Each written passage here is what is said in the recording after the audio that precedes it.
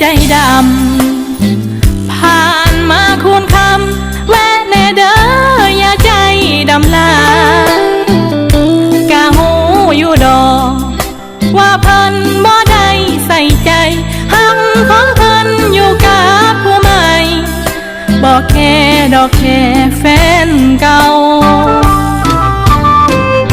แต่บ่ได้หวังอีหยังเด่นละยามอายกายมากะแว่แน่สำนั้นละเอาก็คนเคยหักจึงยังหวังดีคือเก่าบ่คิดมั่งหักอายกับเขาเป็นแค่น้องสาวก็พอทะเบียนรถจกขันมวนน้องจำได้ดีเห็นขับผ่านหน้าบ้านหลายทีทางเลข12ที่น้องเคยลองสติกเกอร์สีขาวที่เขียนว่าเฮามีกันก็พอเป็นยังสิจำบ่ได้ละน้อติดเองกับมือจำได้ทุกคำ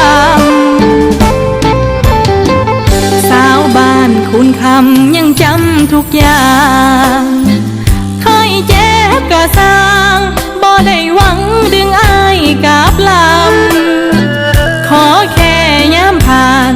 ให้ยื้อคอถามแน่จากคำว่าแฟนเก่าสาวบ้านคุณค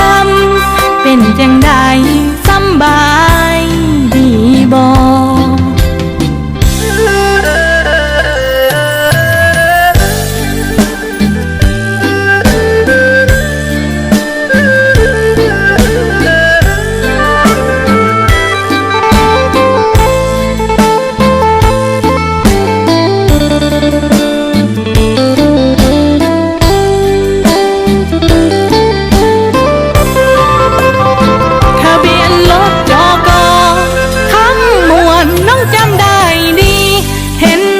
ผ่านหน้าบ้านหลายทีทางเลข12ที่น้องเคยลองสติกเกอร์สีขาวที่เขียนว่าเฮามีกันก็พอเป็นยังสิจำบ่ได้ละน้อติดเองกับมือจำได้ทุกค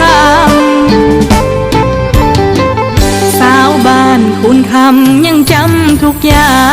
งเคยเจ็บกะสา